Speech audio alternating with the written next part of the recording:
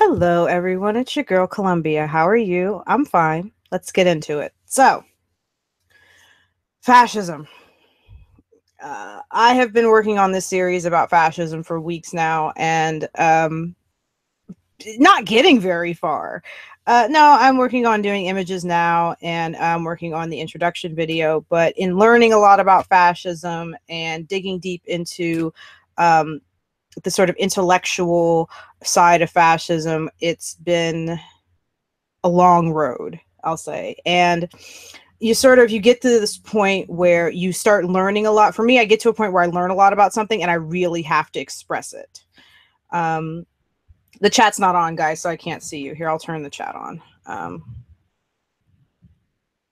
In case you're wanting to talk to me about stuff. But we're going to try to stay on topic. So I have, of course, seen just the run the gambit from people who think that the anti-fascists are the fascists, or the fascists who think that they're not fascists, and everything in between. And I've been on Twitter the last few days, and of course there's been sort of this back and forth about, are Antifa the real fascists, and blah blah blah. And Coughlin kind of made the best point, which is, guys, while we're having this argument, some fascists killed a lady. So just saying. And I think that is important to keep in mind while we are having arguments about who Antifa is and what that means. The people that they're resisting, regardless of their tactics, have committed a murder, a politically motivated and driven murder. They've also beat a guy near to death, DeAndre Harris, I think his name was. And we are focused on the people who are resisting them. It's an interesting turn of events. I think a lot of it has come from not just sort of the president and his bullshit, but a lot of it has come from Trevor Noah's Daily Show episode the other night, where he did a set on Antifa. I don't always agree with the tactics of Antifa, certainly, but I recognize the importance of their movement. I certainly recognize the importance of people getting together for the express purpose of resisting fascism. And my advice to them would be, don't punch randos on the street. Don't punch random people. Punch the people you can confirm are fascist. You punch Richard Spencer, you punch Steve Bannon, but you punch people holding a Nazi flag, but you don't punch randos on the street. Self-defense is another story. But I feel like here we are having this discussion about what Antifa is doing while we're watching a president who has fascistic tendencies. Whether he is a fascist is sort of to be determined, is sort of something that, once you cross the line, say the president is a fascist, I think that's a bit much. But I will argue that he has authoritarian tendencies, if not totalitarian ones. While we watch a president who employs people who have sworn themselves to Nazis, while we watch a president who has employed people who call for fascist economics, that being Steve Bannon, while we watch a president who is turning our country into something that we have been resisting since the rise of fascism, we are arguing about guys punching people in the street. As far as I'm concerned, let's keep it 100. This is a fucking America. The fact that we're not murdering each other behind this is a fucking miracle. You think getting punched is that bad? Let me tell you something, my niggas.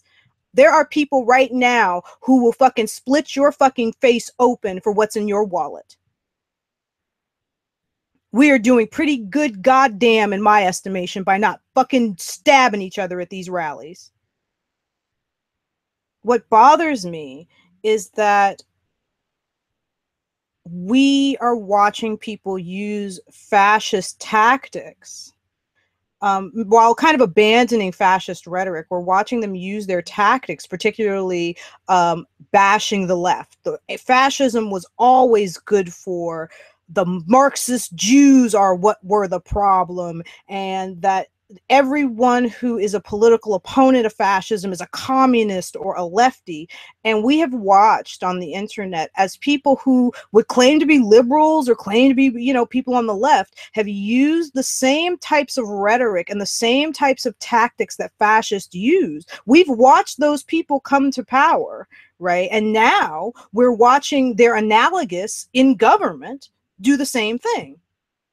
Everyone who doesn't support you is a communist. That is directly fascist. That is something that you can directly tie to the fascists. And that is something that they were vehement about. You can read Hitler's works on the matter. You can read Mussolini's works on the matter. And it is really, really clear that that is one of the tactics that they use most often, particularly against communists and socialists.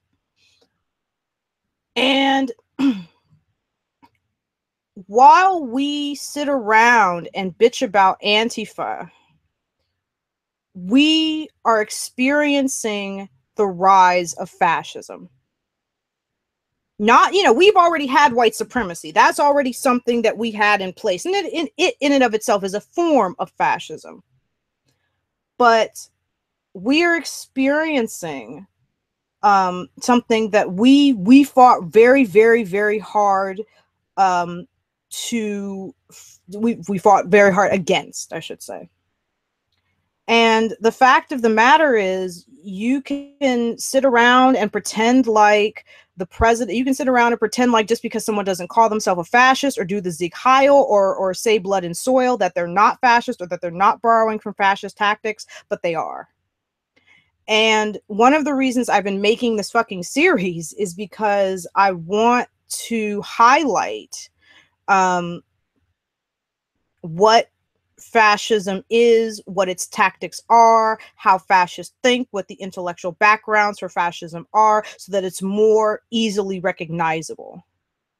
And what bothers me is that one of the things that bothers me kind of from you know, kind of the left to the right is the idea that, you know, liberals are the problem, right? I've seen the meme going around that liberals are fascist enablers. You know, liberals hate socialists more than we hate fascists.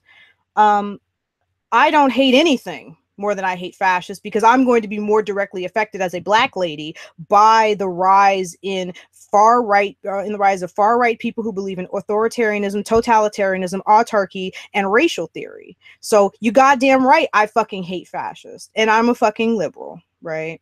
I don't hate socialists more than I hate fascists. That's a ridiculous premise, because socialists are closer to me ideologically than are fascists. I think that's something that we have to drop. If we want to fight this war against them, then we'll have to work together. I know it sucks, huh? This isn't very angry. I just kind of, oh, I took out angry. Great, because I'm not super angry right now. But we have to recognize that we are watching a political party, the Republican Party in particular, use fascist tactics. They have been for the last 40 years maligning liberals or anyone left of fucking Barry Goldwater as effectively enemies of the state. And that has given rise to people who are further to the right than are, you know, normal fucking humans. We have allowed people like Steve Bannon to talk about things like economic nationalism. That's just another word for autarky. Autarky is an economic principle that states that a nation should be self-sufficient. The only way for a nation to be as self-sufficient as an autarkist would like is if they effectively commit imperialism and take over nations that have resources that they need. That is a key component in fascist economic theory, and that is what Steve Bannon is for. We have allowed the Republican Party to borrow from fascist tactics, not call themselves fascists, but certainly push their constituencies further and further to the right. We've allowed them to dog whistle about racial theory, about Jewish people, about many things. And we have let that slide, right? Not just liberals or socialists, but the middle Maybe because the middle was uninformed, maybe because the middle didn't understand fascism as an intellectual pursuit, whatever, we've let that slide. And it has led to the rise of fascism in our electoral politics. You know, these are people who 30 years ago would never have felt comfortable. You know, they would have had rallies, certainly, but they wouldn't have been comfortable swinging swastikas. No, because the fucking Second World War just happened. But slowly but surely, both by natural causes, we're further from that event than people were 30 years ago, and so we feel the impacts less. There are less people living who are part of that event. But part of it is we have let the things that fascists do slide in our politics, and it has led us to this moment. And frankly, it's a frightening prospect that a president whom is beloved by not just fascists, but people on the far right, people who are white nationalists, people who are Ku Klux Klan members, is beloved by them and beloved by his party, or at least a solid chunk of his party. That's a frightening prospect for an African-American woman, for anyone, right? And we have to do a better job of recognizing when someone is using fascist tactics, when they are using rhetoric that comes from fascism, and point it out and make sure that they're aware of it and make sure to stay on their asses about it. And the one thing that we can definitely do is when we see people like fucking Sargon, like the Bear, like all those other fuckers, constantly maligning people as communists. That's a fascist tactic. That's who they stole it from. Mein Kampf is rife with fucking, you know, it's the fucking communist Jews. That word did it. Hitler says Marxist Jews to keep it at 100% accurate. We have to do our bit here on the internet to help people in real life who are fighting fascism. We have to help organizations like Life After Hate. We have to be willing to give them our money. We have to be willing to sometimes sacrifice giving the money to our favorite YouTuber to give money to organizations that are that are committed to denazification, if you will. We're going to have to link up with actual activists and find out what are the most effective tactics that we can use here to ensure that Nazism doesn't have a space to grow. We're going to have to do a fuck of a lot of work, but I think inevitably to ensure that this ideology is minimized as much as is humanly possible, because you're never going to stop people from being authoritarians. You're never going to stop people from being totalitarians. You're never going to stop people from believing in racial theories that promulgate ideas of inferiority about African Americans or about Asian Americans or about Jews. You're not going to stop that. But what you can do is minimize it. What you can do is ensure that people in power don't play to them. What you can do is fight with your mouth. You know, in terms of like Antifa, you know, it's difficult to talk about them because I feel like, one, they're not an organized conglomerated group. They're loosely confederated persons, right? There's no hierarchy there. I think the right is trying to find some hierarchy there because by nature they're typically more hierarchical. They're trying to find some hierarchy there, but there isn't one. This is a mass of people who just are all conglomerating based on the idea that they're anti-fascists. But from what I've learned about Antifa, it's not like Antifa advocates for like single payer healthcare on top of fucking, you know, on top of anti-fascism. They are a single issue campaign dedicated to anti-fascism. That's it. Right. And there are elements of that group who do things that we don't agree with, either property crime or violence or what have you. But at the end of the day, divorced from that is a group of people who see the rise in fascism and want to resist it. Now, are there better ways to resist? Perhaps. I'm not the person to answer that fucking question. I don't know. What I do know, however, is that we have to put aside the idea of, well, it's bad optics to, okay, fine, it's bad optics. But we're making that sacrifice. The sacrifice in this situation is that the optics are bad. It looks bad when people whom the media associates as Antifa go out here and smash up trash cans and hit somebody in the face. That looks bad. But is the effect worth it?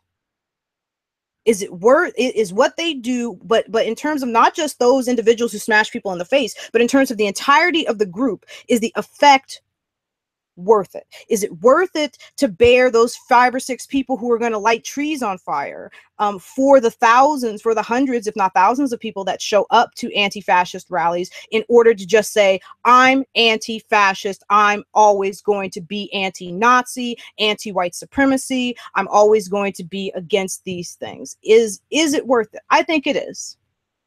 I recognize that political violence is bad, but I also recognize that political violence is not only inherent, right? Violence is inherent to politics, as violence was probably the first form of politics, but that violence and the threat of violence have always been important aspects of getting policies from the stage of being ideas to being actual laws. I don't, the civil rights movement in a lot of ways had a lot of components. And one of the components of the civil rights movement were people like Malcolm X, and Malcolm X being kind of the representative of a by any means necessary view, right? Which included violence. It's that threat that helped the nonviolence movement to get things like the Civil Rights Bill passed. It's the threat of violence that, hey, listen, we're nonviolent, we're not going to do anything, but you see those guys over there, they can only tolerate so much. And if there's no pressure valve for them, if your constituencies don't see you doing something for us, the nonviolent people, then they're going to go over to the by any means necessary group. Okay, and you're going to have a fucking problem on your hands. So you can alleviate some of that stress if you pass the Civil Rights Act, if you abolish poll taxes, if you pass a Voting Rights Act, right? That creates a pre-clearance for states before they can change their federal electoral laws, right? The threat of violence is always an important part of politics. It always has been, and it always will be. Listen, France and the United Kingdom fought for 119 years on and off throughout the decades to decide who the fuck was the king of England and who the fuck was the king of France. All right. And it's not good, but violence will always be a part of politics. And for those people on the right who are just all about that, why is Antifa violent? How come you letting Antifa be violent? I would look to them and say, listen, I will denounce Antifa's violence when you come out and denounce the violent rhetoric that people on the internet are using, right? When you denounce rhetoric like feminism is cancer, then we can talk about Antifa's violence. But while the right perpetuates violent rhetoric, but they want to sit here and perpetuate violent rhetoric while simultaneously bitching at people on the left about how Antifa is committing violence, that don't work. All right. You know what does work? Clean up your own house, and then you can come tell me how I should clean up mine. And I'm an asshole like that. Don't take me for gospel. Don't run out here and say, well, the LadyColumbia said I could smash Nazis in the face. But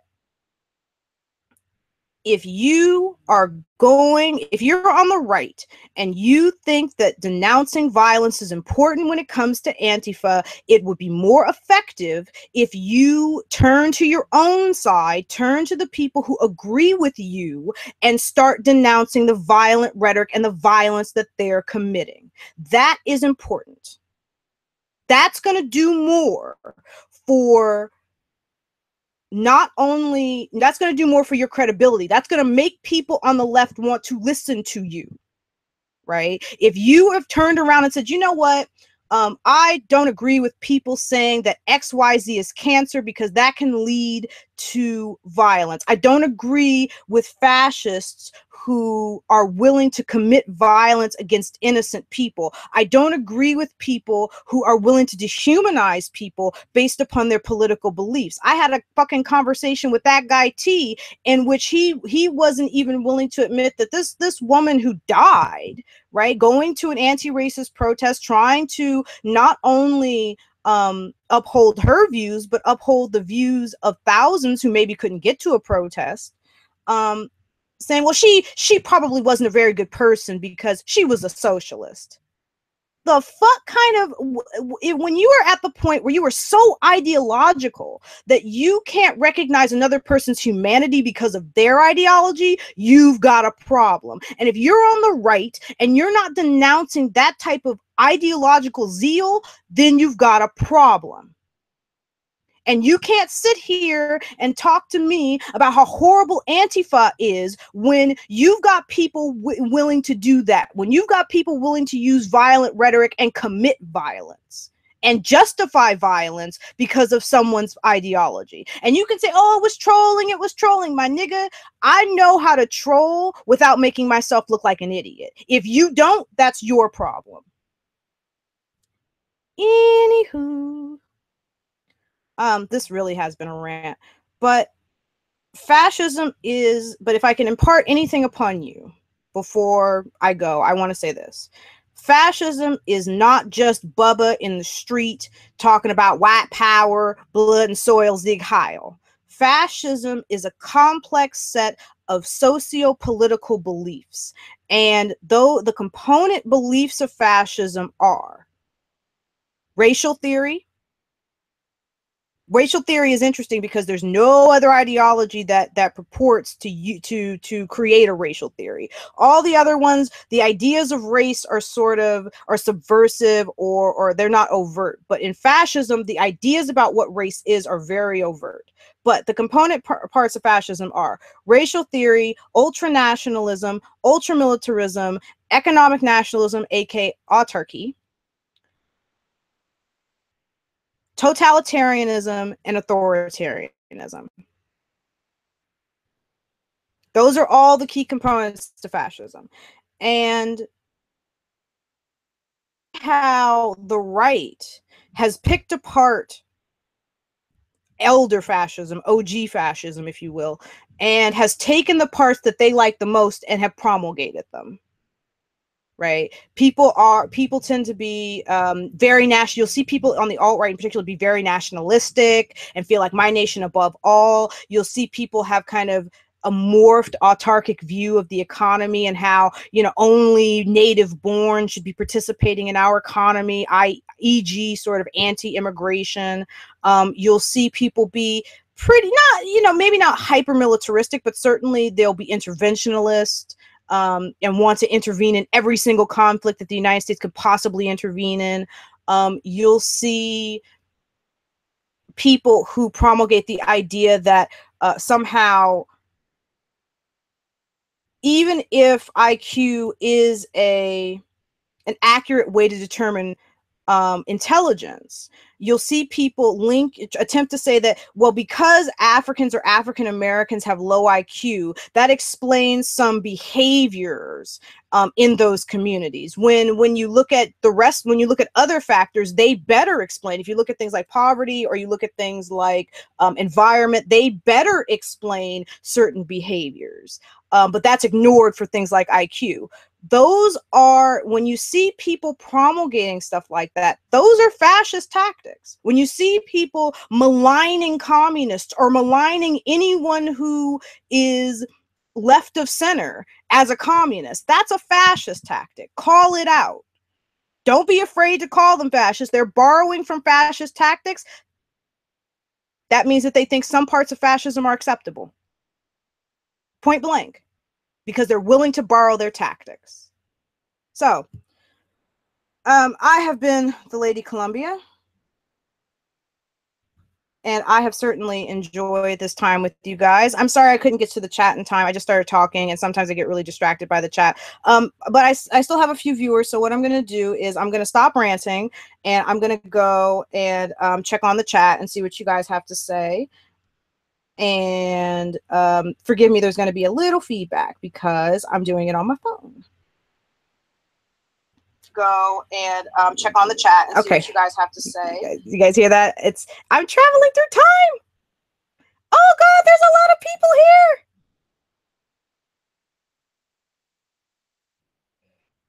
Oh, Zephyr Silver says, at LadyColumbia, I'm fucking scared as a bisexual autistic person who has a Jewish heritage. Fuck fascists with a royal shovel. I feel that, baby. I don't know that moderates are the problem.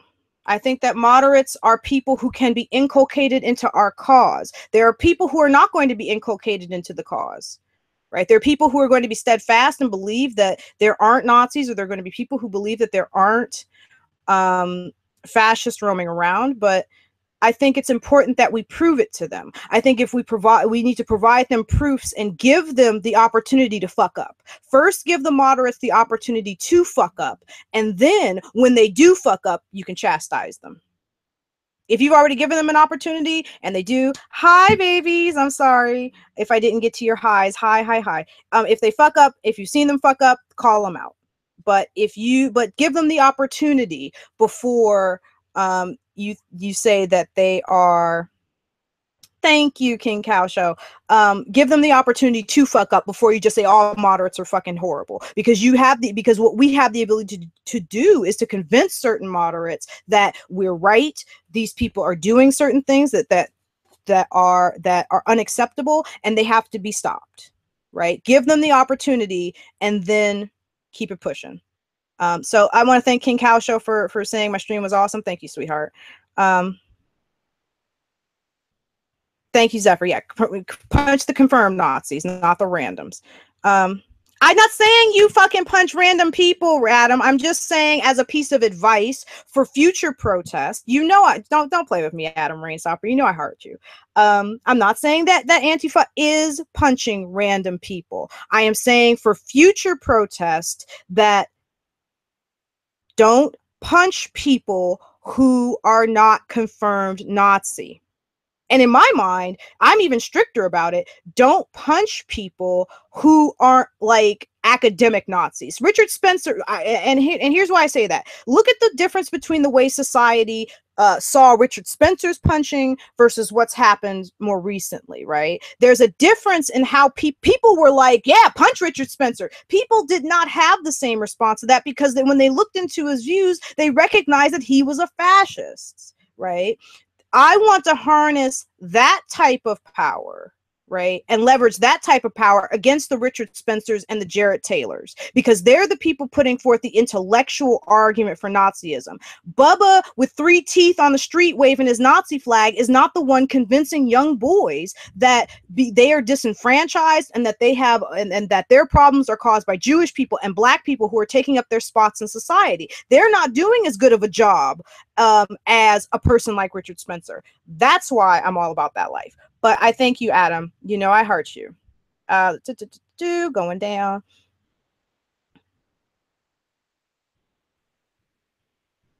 I can. I'm not okay.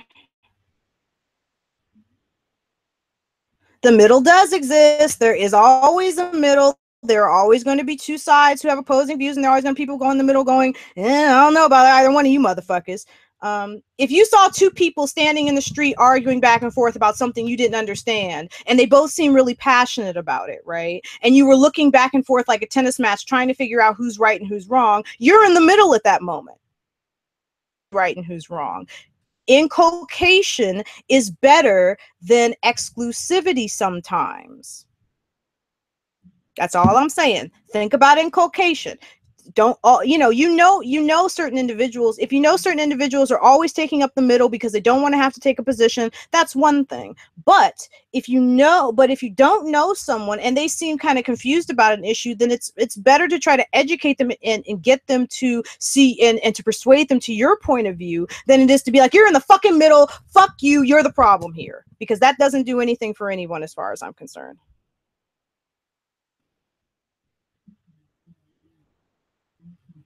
Thank you, John Targaryen. Fascism does Does it believe in perpetual warfare? I think that's certainly, it believes in a perpetual imperialism whereby we will be taking all of your shit if we don't already have it, which is autarky. So in that sense, yeah, that's perpetual warfare.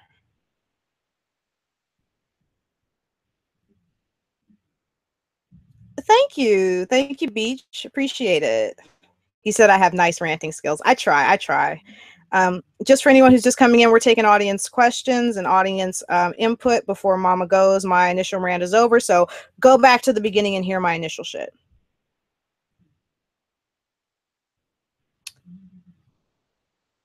True, and that's Adam Rainstopper is true, that with a president in place who has such fascistic tendencies, it makes fascists feel like they have a certain level of impunity, which, and I'm sure many of them will. When it comes down time to charging people with hate crimes, I'm sure Jeff Sessions will be selective about that. So appreciate that, Adam Rainstopper.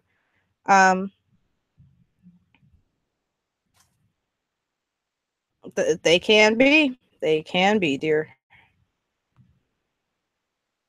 Let's see. Well, I don't know that even all of Antifa are necessarily anarchists. Antifa is kind of loosely confederated. It's difficult to determine who is actually a part of Antifa. I know that in Berkeley, they are very much powered by anarchists. But and like I said, because it lacks a hierarchy, it's difficult for the right to understand, or even the middle in some ways, to understand what's happening with them, right? Because there's no central person that you can go to and say, what does anti-fascism mean to you? And then you still have a microphone in their face like an asshole.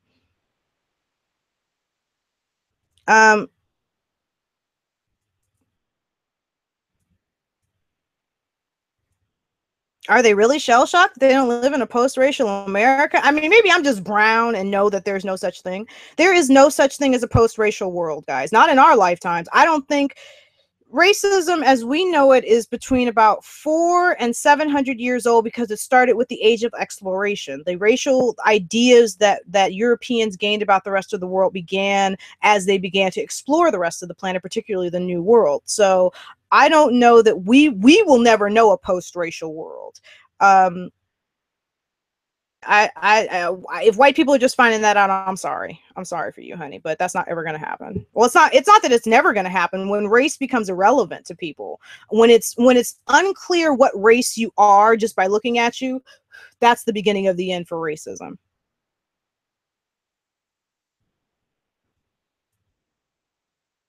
Well, we've got Nick Bayless here, who says, no, I've always lived in around a bit, guys. No, I've always lived in Chicago, and it's much clear from living near Chicago that blacks are a much bigger threat to blacks. First of all, white people, a piece of advice: black people don't like being called blacks. Okay. Yeah, rhetoric can be violent. Rhetoric can incite violence. That's why we have laws, Nick. We have laws about the incitement of violence. You can't yell fire in a crowded theater, is the typical example. But you can't use rhetoric. Well, you can use rhetoric, but you can be tried for using rhetoric that causes people to commit harm. Humans can convince each other to commit harm is through words. All right. Violence may be to a certain extent an instinct for humans, but we convince one another to go to war. We convince one another to fight. We convince one another through everything, through our words. Try to think of violence like a high school fight, right? Two people already don't like each other, but they're not really trying to fight each other, but their friends goad them into it. He said this about you. She said that about you. Da, da, da, da, da. It's people can goad one another into being violent using their words. Okay, let's see.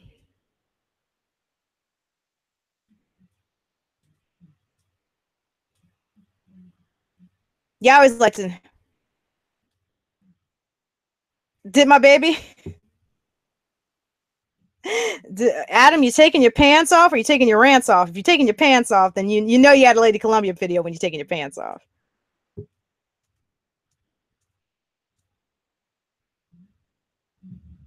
I don't know if I'm supposed to. No, it's not how. In terms of African Americans, black on black crime, let's dispel that.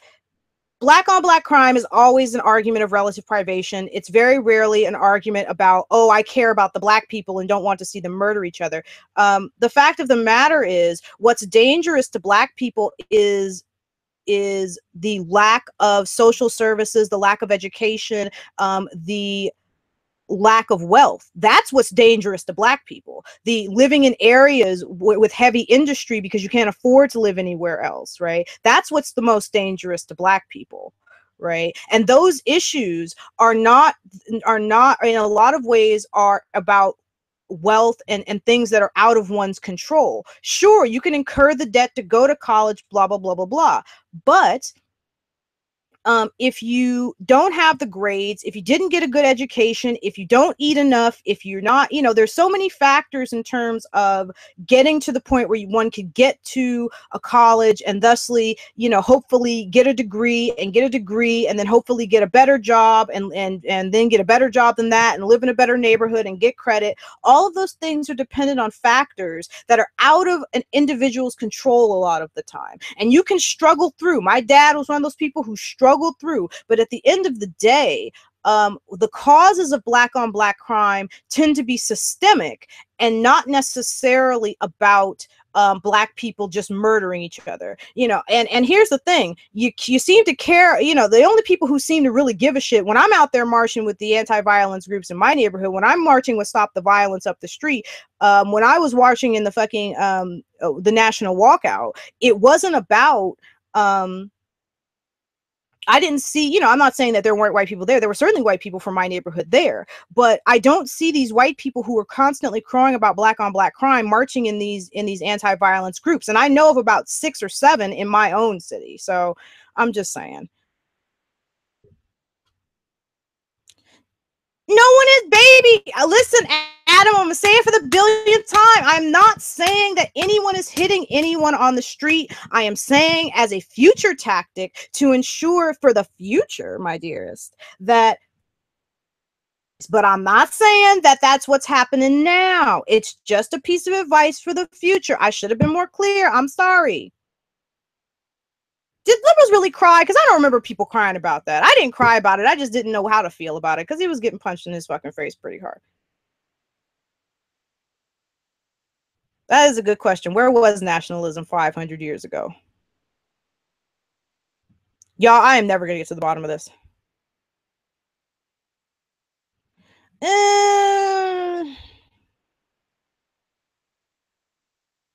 Bottom.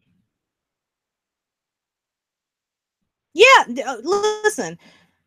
No one is saying that Nazis ain't going to punch back, but also no one is saying that, if you're going to take the risk of adopting a violent ideology, and yeah, Nazism and fascism are inherently violent, right? They effectively and explicitly call for the elimination of races who are inferior and call for imperialism, and not colonialism, the call for imperialism, in order to usurp resources from another nation that your nation doesn't have, all for the greater good. So let's not act like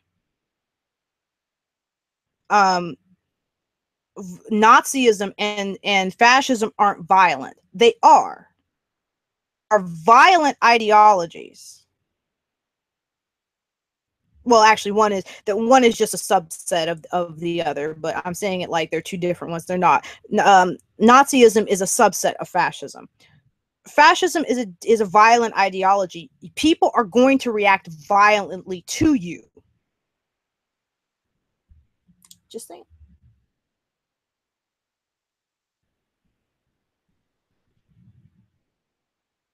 So, oh, pardon me, guys. I shouldn't, oh, I have a rule too. When I'm in my house, Right. I don't excuse my bodily functions. I think that's I don't like that. For some reason I find that odd. Like if I'm outside, of course, but if I'm inside in my own home, then I burp, I fart, that's me. That doesn't have any place in this, but I figured I lighten the mood because that's what a girl does. See, so we've gotten to the bottom. We're at Jon Targaryen. Okay, I'm gonna read out Jon Targaryen. You know, some of these alt-right clowns actually think that we should have a monarchy again. Yeah, I know, they're monarchists still. They're and I cannot believe it. I was talking to a friend about that, and I was like, hold on a second. So people actually so people actually want to go back to the world's like worst economic system, because I think monarchy and feudalism as an economic system were the least productive probably we've ever had. So I can't understand people who've only ever lived in a capital, and not just a capitalist, a mixed economy, right? People who have always benefited from that mixed economy. I can't understand them wanting to go back to monarchy because they don't have the special blood. But what else? There are factions of the alt-right that are fascist and seem to be libertarian and caps. Yeah. I was just kind of recording about that, about how I think that modern fascism is dropping maybe not the totalitarian aspect, particularly when you're talking about the ethno-state, but that modern fascism is dropping the authoritarian portion of fascism, the theory of the elite leader who comes to power and should be given absolute power. I think that modern fascism drops that. Probably in order to make themselves feel a bit better. Probably because of the kind of bashing that Hitler and a lot of other people got, particularly a lot of other absolute rulers. Let's see here. So thank you for that, Mr. Your Grace, Jon Targaryen, who is Aegon Targaryen. Remind me, I'm gonna probably quit this rant and do a Game of Thrones rant in a few minutes, but I gotta separate those videos. John, it's crazy. Each other again, Adam Rainstopper. All right. You know, somebody left me today. Somebody unsubscribed. Y'all know I take that personal. I'll take that fucking personal too. Yeah, nationalism became a thing starting in the 17th and 18th centuries, along with the start of standing armies. Agreed. Let's see. You have to actually want a monarchy, which shows that these clowns really think we're going to be the new aristocracy. Oh, yeah. True that. Yeah, they can call for whatever they want and won't get it. But at the end of the day, you demonstrate understand the world and what you advocate for by what you advocate for. And when you have people out here like Arini, that's right, I'm calling him out, advocating for monarchy, it lets you know that he's not that smart. It lets you know that he and people who advocate for monarchy aren't that smart. People who advocate for fascism, but without a fucking leader, ain't that smart. Without an elite leader, ain't that smart. I reference that guy T because he does, and I never understand why he sides with fascists and is very much willing to use their rhetoric to troll or whatever. And I'm like, and we all end up pointing out to him, but you're the one they're gonna hang first. All right, calm it down. Just calm it down. Let's see. Oh, okay. Can call me. Let's see. We're down to CE Beach. You see them use shit like the Habsburgs and Romanov crest as avatars. Yeah, and you're like, why? During a time in which serfdom was a thing, you, the regular person, were poor as fuck. So why would you advocate for a system that would make you poor as fuck? I don't know. Some people, people learn to love their chains. Yeah, boy. Some people do want to see Trump take over the government. They dumb. I'm sorry. I could have had a better response to that, but I'm not in the mood. Which is hilarious to me because if they lived in those times, CE Beach, well, they would have been peasants working the field. Exactly what I just said. Me and John got to get together for something because literally we talk in the same language. Don't get me started with those Crusader cosplayers. Oh Lord, no, hell no, fuck that, fuck that shit. There's a nigga trying to kill me. And one thing I always found interesting about the Crusades was that people tend to attribute the Crusades to a fight between Christianity and Islam, but I often think the Crusades is more about the fight between people in Europe and people in the Middle East for control of Jerusalem, because Jerusalem and what is now Israel is a vital trade route from particularly Europe into the Middle East and from the Middle East into Europe. So it was really more about the fight against people who would control and tax Jerusalem and who could be the gatekeepers of Jerusalem, Muslim people, ending up barring, perhaps barring, I should say, Christians from entry. Mind you, it's not just, it's obviously it's a holy site for Christians, Muslims, and Jews, but I always thought the Crusades was something that was fought more about trade routes than was fought about. Thank you, sweetheart. That was fought more about trade routes than it was fought about religion. Right.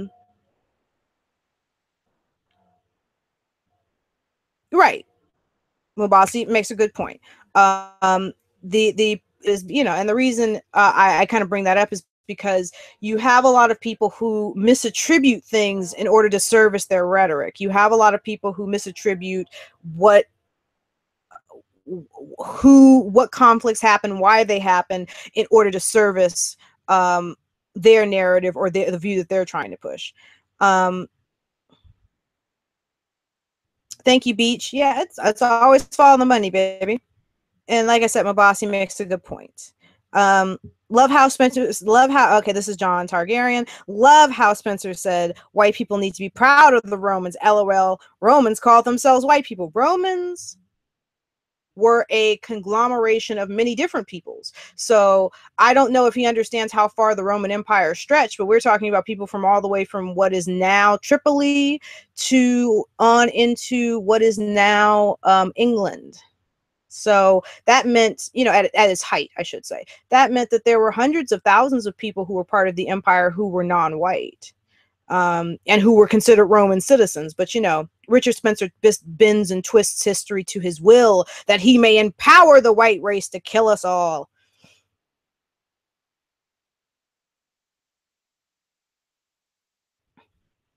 Let's see. One thing I found interesting, and I read this on Wikipedia, I don't know how true it is, I followed the source, and the source seemed reputable, was that there is a group of people in, I think it's in York, who have a certain surname, and they've traced their DNA back to some of the first Black Roman soldiers, like African slave soldiers. And I thought that was so awesome. Like, all that time has passed, and so people have integrated and don't realize that their initial ancestors were white, but we're white, we're African, but oh yeah. And it's not that kind of distant, we were African 100,000 years ago. This is 2,000 years ago. This isn't super long time ago. Not in historical terms.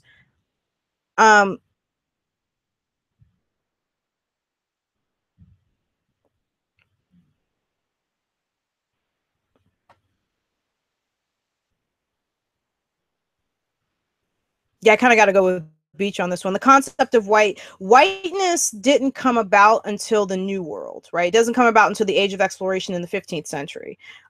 Europeans identified themselves either by their ethnic group. So you were a Brittany, you were an Aquitanian, you were a Poitou man, or you were a Saxon, or you were a Gaul, right? Or you identified yourself as, or if you were Roman, you identified yourself as a Roman, or a citizen of a Roman province. Race, as we know them, came about as a result of the Age of Exploration. Thank you, Mabasi.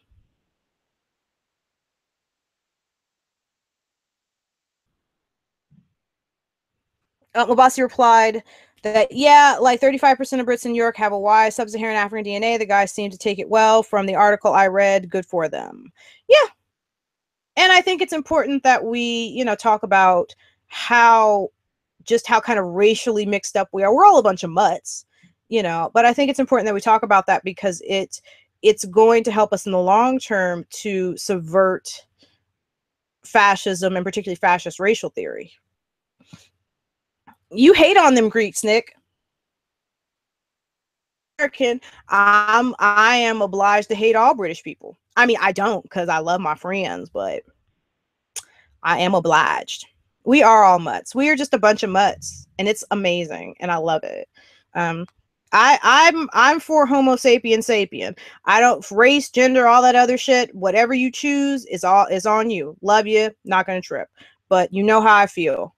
Homo sapien sapien. Yeah, Beach. We're like blood brothers at this point. We see each other like, well, I can't say blood sister. We're like blood brother and sister. We get each other. We get each other. So I'm gonna give you guys a couple of minutes because you guys, I don't know if you know this, but it's like 10,000 degrees here. No, it's just really hot here. So I'm gonna get off the tube in a minute, but I'll give you guys. Yeah, no cousin fucking. I'll give you guys a couple of minutes for closing thoughts. I want to thank everybody who came by to view. I really do appreciate it. But kind of my closing statements surrounding fascism are still that we have to be vigilant. We're going to have to do a lot of work. People who are, from everybody from the right in terms of looking at their own house, because the right can help us in this. They might not want to work with us, fine, but at the very least, they can look at their own house and their own rhetoric and see where the pitfalls are. The middle can help by not just automatically saying that we're wrong, but listening to what we have to say. The left can help by finding our activists, finding people who are doing things like denazification and asking them what's going to help them the most to maximize what they're doing.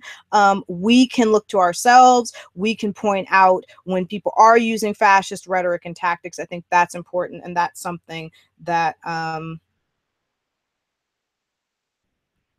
that's going to be important for the fight in the future.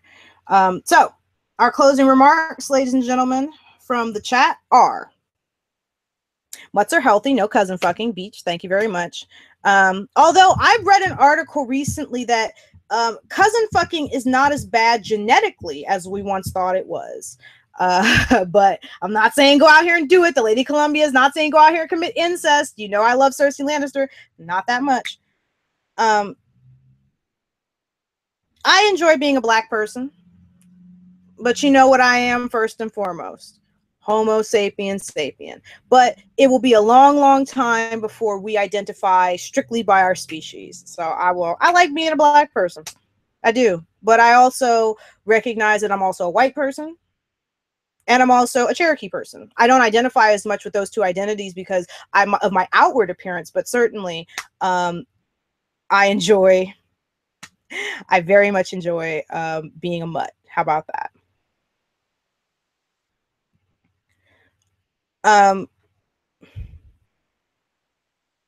John Targaryen says, funny thing is, I actually made a joke that if Lauren Southern, whatever her name is, it's Southern. If you lived in Roma times, they'd look at her and say, this must be a Gaul. Bloody Gauls, they took our gerbs. That's from, yeah. CEH Beach. Nick Bayless says, Mabasi, I give 0 fucks that I'm white. Adam Rainstopper says as a closing remark, punch a Nazi today. Mabasi says, and tomorrow. Nick Bayless says, go to jail today. Adam Rainstopper says, and become as well armed as the right. Nick Bayless says, and tomorrow.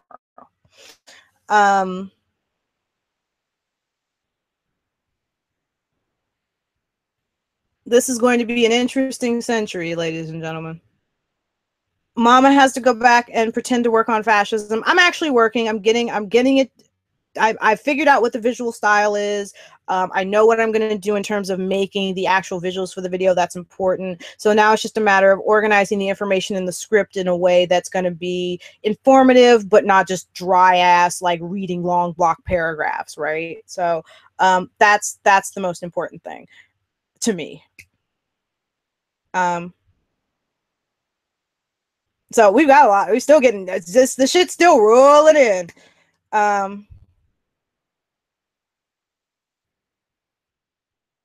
What are we doing? Oh, it's still rolling in, guys.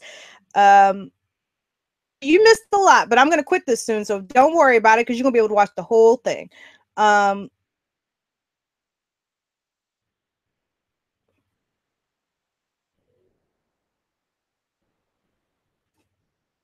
So I'm gonna leave because I get wrapped up in the comments. The next thing you know, I'm gonna just be reading comments all night. I could let the stream just go, and y'all would just consider, y'all would just let it, y'all would just keep on going in the live chat. But I ain't doing it.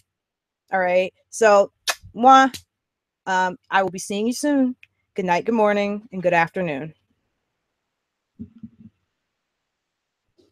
Also, don't worry about what Antifa is doing. Worry about what the fucking fascists are doing. They're the enemy. We can squabble later. Liberals, moderates, and fucking, we can all squabble later. And socialists and communists and anarchists, we can squabble later.